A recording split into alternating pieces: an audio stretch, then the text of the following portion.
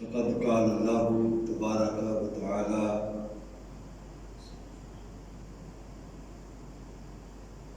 فی شان حق حبیبہ محبرا و آمرا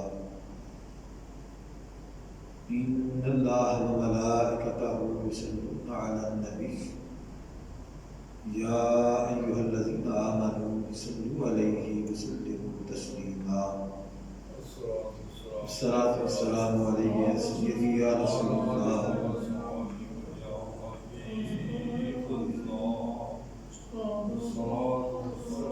علیک یا سیدی یا شفیع المذنبین وعلى آلک و اصحابک یا سیدی یا امام الانبیاء والمرسلین الصلاۃ والسلام علیک یا سیدی یا رحمۃ للعالمین وعلى آلك وأصحابك يا سيدي يا خاتم النبيين والمرسلين والحمد لله رب العالمين رب اشرح لي صدري ويسر لي أمري واحلل عقدة من لساني يفقهوا قولي مولاي صل وسلم دائما أبدا على حبیبک خیر خلق کلہم۔ اللہ کی حمد و ثنا حضور تاجدار کائنات فخر موجودات صلی اللہ علیہ وآلہ وسلم کی بارگاہ کے اندر ہدیہ درود و سلام عرض کرنے کے بعد آج ہماری گفتگو کا عنوان مکہ المکرمہ کے فضائل کے عنوان سے ہے۔ اللہ رب العزت کی بارگاہ میں دعا ہے کہ اللہ کریم ہمیں حق بیان کرنے کی اور اس سے سن کے اللہ کریم عمل کی توفیق عطا فرمائے۔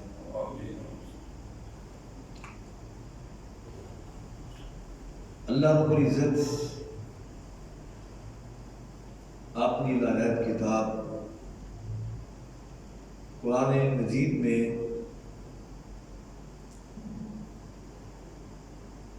شہر مکہ کی فضیلت بیان کرتے ہوئے ارشاد فرماتا ہے ان اول بیت وضع للناس ببکۃ مبارکا وہدی للعالمین، بے شک سب سے پہلا گھر جو لوگوں کی عبادت کے لیے بنایا گیا وہی ہے جو مکہ میں ہے۔ برکت والا بھی ہے اور سارے جہان والوں کے لیے مرکز ہدایت بھی ہے۔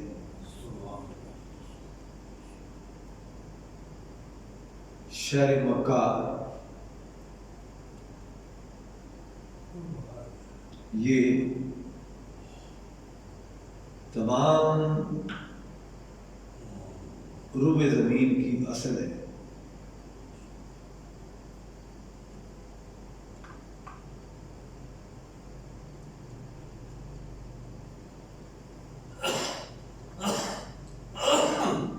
مکہ المکرمہ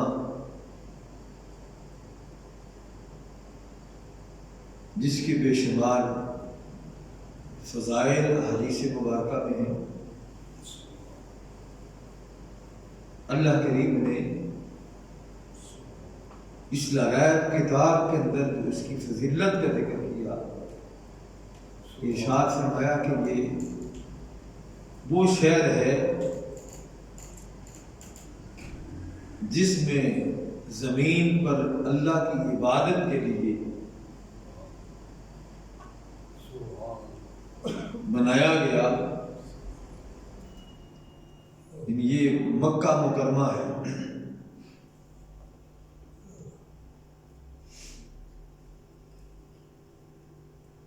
مکہ مکرمہ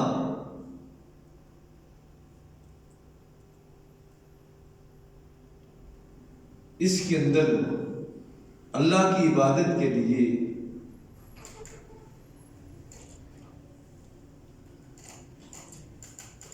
جو گھر تعمیر کیا گیا اس کا نام بیت اللہ ہے۔ بیت کا معنی گھر ہے، اللہ اللہ کا، بیت اللہ کا معنی ہوا اللہ کا گھر۔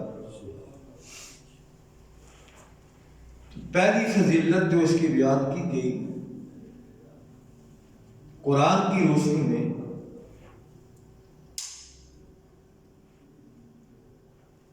وہ اس کے اندر اللہ کا گھر تعمیر کرنا ہے، اور اس کو سب سے پہلے جس ہستی نے تعمیر کیا اس کا نام حضرت سیدنا آدم علیہ السلام ہے۔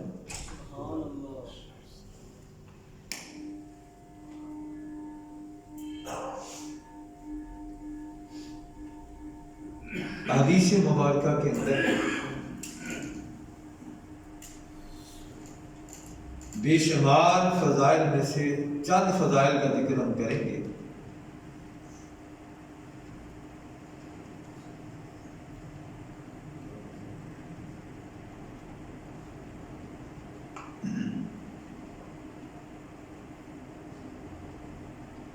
اللہ کے محبوب صلی اللہ تعالی علیہ وآلہ وسلم نے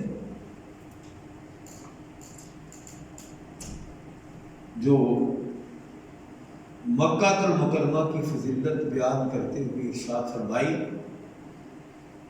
اسی حضرت عبداللہ بن عباس رضی اللہ تعالی عنہما نے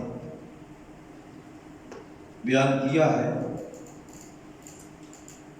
جس سے متعدد محدثین نے اپنی حدیث کی کتاب کے اندر اس کا ذکر کیا ہے، جیسا کہ امام ترمذی نے جامع ترمذی میں،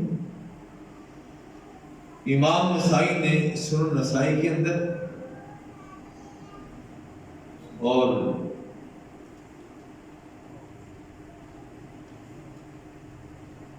امام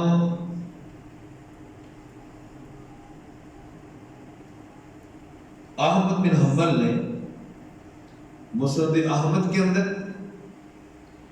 اور امام بیہقی نے شعب الایمان کے اندر سے حدیث پاک حضرت عبداللہ بن عباس رضی اللہ تعالی عنہ سے بیان کیا ہے۔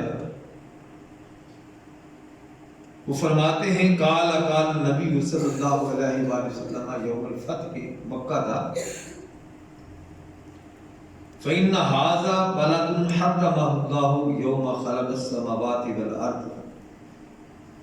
وہ فرماتے ہیں کہ اللہ کے محبوب صلی اللہ علیہ وآلہ وسلم نے ارشاد فرمایا، جب مکہ مکرمہ فتح کیا، جب مکہ مکرمہ کو فتح فرمایا تو حضور تاجدار کائنات صلی اللہ علیہ وآلہ وسلم فرمایا، اس شہر کو اللہ کریم نے اس دن سے حرمت عطا فرمائی ہے جس روز سے آسمانوں اور زمین کو پیدا کیا تھا، اور اللہ تعالیٰ کی حرمت کے باعث تا قیامت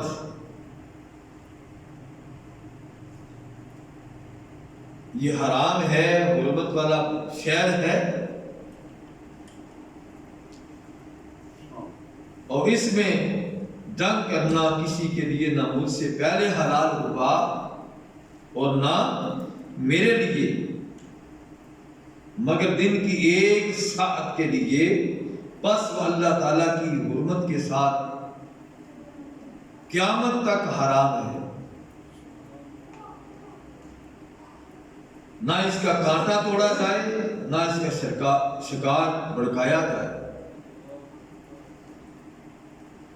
اور اس کی گری پڑی چیز صرف وہی اٹھائے جس نے اعلان کرنا ہو، اور نہ یہاں کی گھاس اکھاڑی جائے۔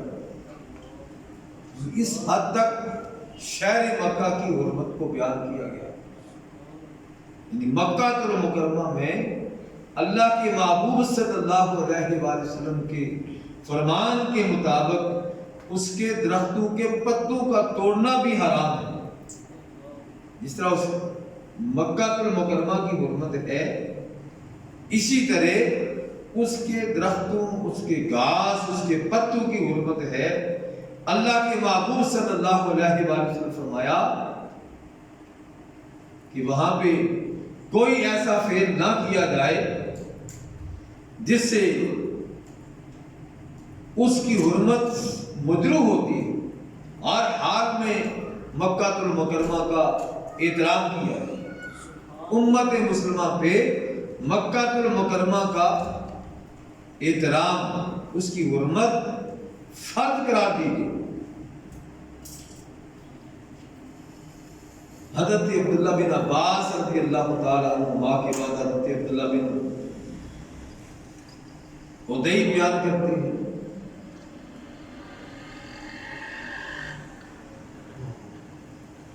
اس کے اندر حرمت کی خاص وجوہات کو بیان کی گئی ہے۔ کون کون سی چیزیں مکہ المکرمہ کے اندر ہیں جو اس دوسرے شہر کے اندر نہیں، وہ کون سی عزت و حرمت والی چیز ہے؟ اس کے متعلق پہلی بات تو کعبۃ اللہ ہو گیا۔ کعبۃ اللہ وہ اللہ کا گھر ہے جس سے دیکھنا بھی عبادت ہے۔ تمام روح زمین پر بسنے والے مسلمانوں کو اس کی طرف رخ کر کے نماز پڑھنے کا حکم دیا گیا ہے۔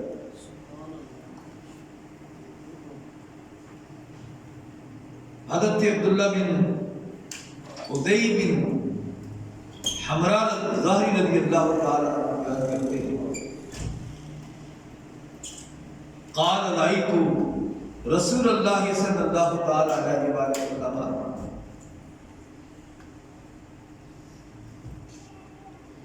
حضرت عبداللہ بن عباس اور حضرت عبداللہ بن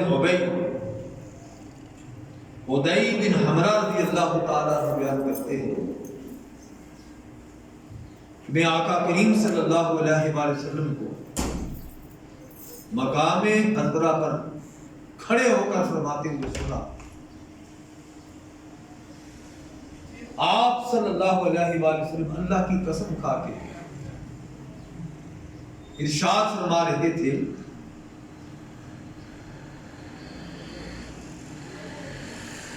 اللہ رب العزت کی قسم، اے مکہ، اللہ تعالیٰ نے ساری زمین سے بہتر اور اللہ تعالیٰ کی ساری زمین سے زیادہ محبوب ہے۔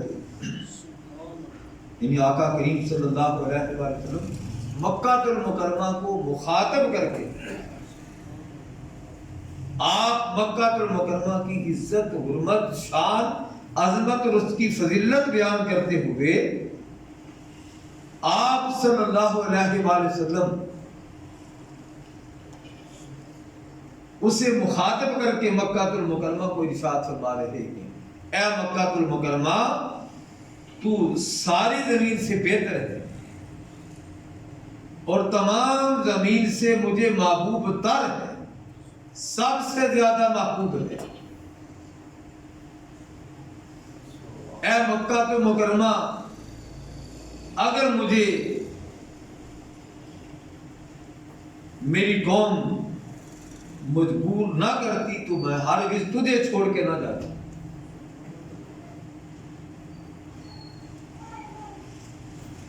میرا ایمان یہ ہے کہ اس سے افضل اگر کوئی زمین ہوتی، اس سے بہتر کوئی زمین ہوتی، اللہ تعالیٰ اپنے محبوب کی جائے ولادت اس سرزمین کو بنا۔ جس طرح کل کائنات میں مصطفیٰ افضل ہیں، اس طرح تمام روح زمین پہ مکہ المکرمہ افضل ہے۔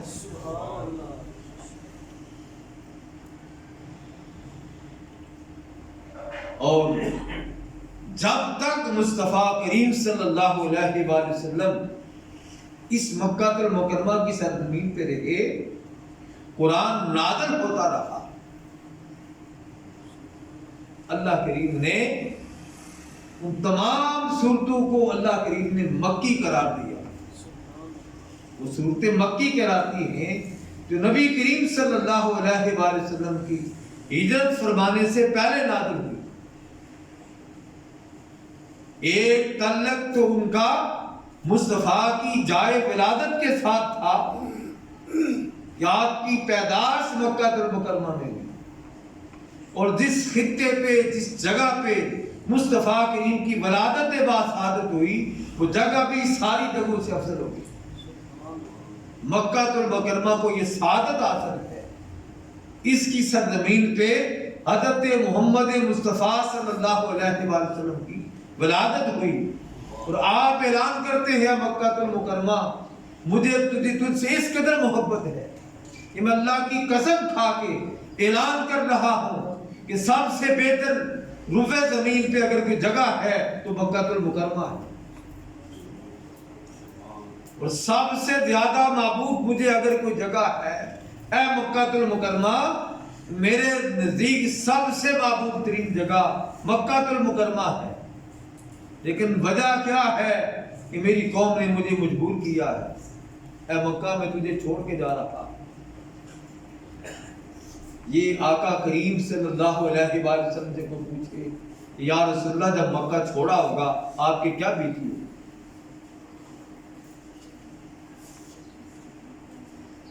جو آپ کی جائے ولادت تھا، آپ نے اس کو چھوڑا، آپ کی کیا کیفیت ہوئی ہوگی؟ وہ آقا کریم صلی اللہ علیہ وآلہ وسلم ہی بتا سکتے ہیں، کوئی دوسرا وہ بتا نہیں سکتا۔ اسی طرح حضرت عبداللہ بن عباس رضی اللہ تعالی عنہما بیان کرتے ہیں، جس حدیث کو بھی امام ترمذی نے کتاب المناقب کے اندر ذکر کیا ہے، پھر امام ابن حبان نے اپنی صحیح کے اندر، امام حاکم نے، امام طبرانی نے، امام بیہقی نے حضرت عبداللہ بن عباس رضی اللہ تعالیٰ عنہما سے حدیث روایت کی ہے۔ وہ بیان کرتے ہیں کہ آقا کریم صلی اللہ علیہ وآلہ وسلم نے اسی طرح مکہ المکرمہ کو مخاطب کر کے کہا۔ وہ حدیث پاک عبداللہ بن ادی بن حمرہ سے تھی، اور یہ حدیث پاک حضرت عبداللہ بن عباس رضی اللہ تعالی عنہما سے مروی تھی۔ وہ بیان کرتے ہیں کہ آقا کریم صلی اللہ علیہ وآلہ وسلم نے مکہ المکرمہ کو مخاطب کر کے فرمایا، یعنی سرزمین مکہ کو مخاطب کیا، اے مکہ تو کتنا اچھا شہر ہے، تو مجھے کتنا عزیز ہے، تو مجھے کتنا محبوب ہے، مجھے تجھ سے کس قدر محبت ہے۔ اگر میری قوم مجھے یہاں سے نہ نکالتی تو میں تیرے علاوہ کہیں نہ ٹھہرتا، کسی اور جگہ کو اپنا مسکن نہ بناتا۔ مدینہ تو اس وقت تھا ہی نہیں نا، اس وقت فقط مکہ ہی تھا۔ مدینہ تو بنا مصطفیٰ کریم کی وہاں پہ تشریف آوری کے بعد، وہ مدینہ ہی نہیں رہا بلکہ مدینہ منورہ بن گیا۔ اس پہ پھر ہم گفتگو کریں گے۔ پہلے مکہ ہی تھا، جس کو ہم مدینہ منورہ آج کہتے ہیں، وہ پہلے یثرب تھا، بیماریوں کا گھر۔ مکہ المکرمہ میرے مصطفیٰ کا جائے مسکن تھا، جائے ولادت تھا۔ اس سے چھوڑ کر جانے سے پہلے آپ مکہ المکرمہ کو مخاطب کر کے کہتے ہیں، اے مکہ تو کتنا بہترین شہر ہے، کتنا اچھا شہر ہے، تو مجھے کس قدر عزیز ہے، تو مجھے کس قدر محبوب ہے، تجھے پتہ ہے میں کس قدر تجھ سے محبت کرتا ہوں۔ اگر میری قوم مجھے یہاں سے نہ نکالتی، مجھے نکلنے پہ مجبور نہ کرتی، مجھے ہجرت پہ مجبور نہ کرتی، اے مکہ المکرمہ میں کبھی بھی تجھے چھوڑ کے نہ جاتا، میں اپنا جائے مسکن یہاں پہ ہی بناتا، یہاں پہ ہی ٹھہرتا۔ حضرت انس بن مالک رضی اللہ تعالیٰ عنہ بیان کرتے ہیں، اس حدیث پاک کو ابن ماجہ نے سنن ماجہ کے اندر روایت کیا ہے، اور پھر امام طبرانی نے، امام منذری نے، یعنی متعدد ائمہ حدیث نے اس حدیث پاک کو حضرت انس بن مالک رضی اللہ تعالیٰ عنہ سے روایت کیا ہے۔ یعنی آقا کریم صلی اللہ علیہ وآلہ وسلم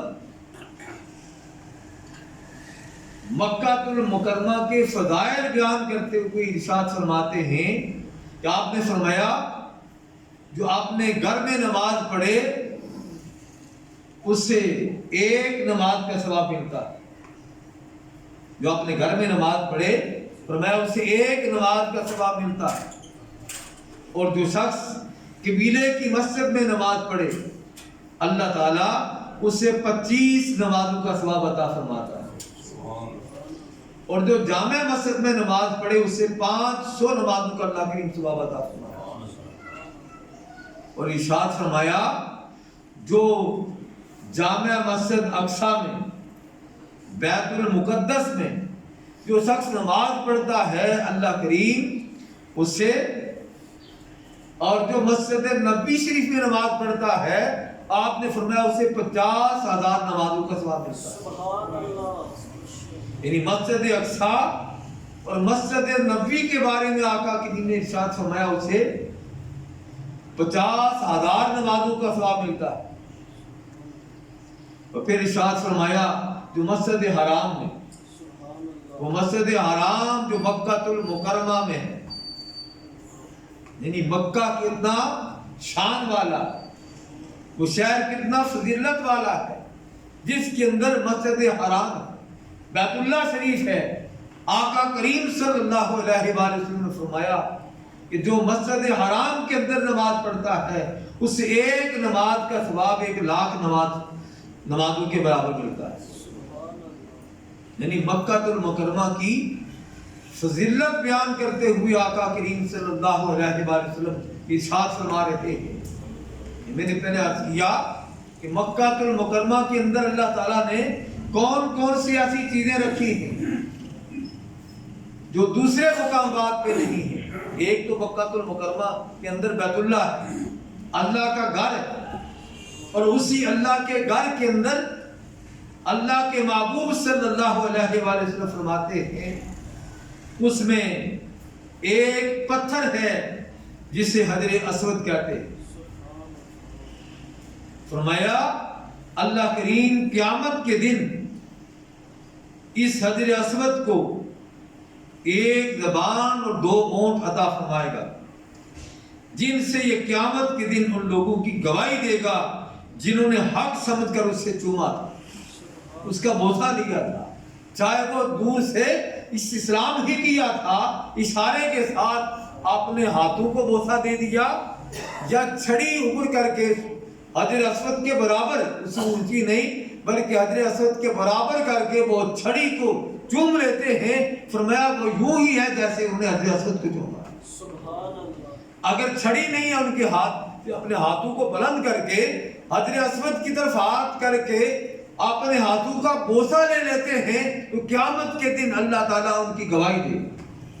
کتنے لاکھوں اربوں خربوں لوگ قیامت تک اس حجر اسود کا بوسہ لیتے رہیں گے، لے رہے ہیں، لیتے آ رہے ہیں۔ قیامت تک آنے والے ایک ایک بندے کو پہچانے گا، ایک ایک بندے کی گواہی دے گا۔ آپ اندازہ لگائیں، بظاہر وہ بے جان ہے، لیکن قیامت کے دن اللہ کریم کس طرح اسے قوت بھی عطا کرے گا، قوت گویائی بھی عطا کرے گا اور شعور بھی عطا فرمائے گا۔ آج بھی شعور ہے اسے، لیکن وہ بولتا نہیں، کلام نہیں کرتا۔ آپ اندازہ لگائیں، اپنی یادداشت کا ایک بات کسی سے لی تھی دوبارہ وہ کہتا ہے آپ کو وہ واقعہ یاد ہے؟ اس سے یار مجھے تو نہیں پتا کیا کہا تھا آپ نے، یہ ہماری یادداشت ہے۔ صبح اگر کوئی بات کہہ دے یا ایک دن پہلے بات کہہ دے یا ہفتے کے بعد وہ ملے تو کہ آپ کو یاد ہے جو میں نے بات آپ سے کی تھی؟ ہم بھول جاتے ہیں، یاد نہیں رہتا کیا بات کی تھی۔ حجر اسود کا دیکھیں اس کی یادداشت کس قدر تیز ہو،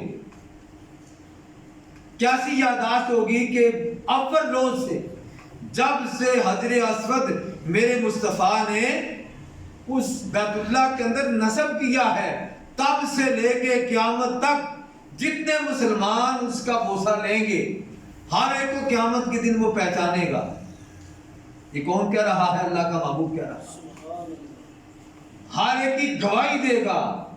جس پتھر کا یہ عالم ہے جو نبی اس پتھر کی گواہی دے رہا ہے، اس نبی کی اپنی شان کیا ہوگی، ان کی اپنی یادداشت کا عالم کیا ہوگا، ان کے اپنے مرتبے مقام کا کیا حال ہوگا۔ وہ نبی بتا رہا ہے یہ پتھر تمہیں بظاہر پتھر دکھائی دیتا ہے، قیامت کے دن اس کی زبان بھی ہوگی اور اللہ تعالیٰ اس سے قوت گویائی بھی عطا فرمائے۔ یہ بولے گا، گواہی دے گا ہر اپنے چومنے والے، اپنا بوسہ لینے والے۔ یہ مکے کے اندر ہے، حجر اسود کہاں ہے؟ مکہ المکرمہ کے اندر۔ پھر آگے چلیے، حضرت عبداللہ بن عمر رضی اللہ تعالی عنہما کو بیان کرتے ہیں، اس کو بھی امام ترمذی نے جامع ترمذی میں، پھر آگے متعدد ائمہ کرام نے آپ نے اپنی حدیث کی کتاب کے اندر حضرت عبداللہ بن عمر رضی اللہ تعالی عنہما سے روایت کیا ہے۔ وہ بیان کرتے ہیں کہ آقا کریم صلی اللہ علیہ وآلہ وسلم نے فرمایا، رکن یمانی اور مقام ابراہیم جنت کے یاقوتوں میں سے دو یاقوت ہیں۔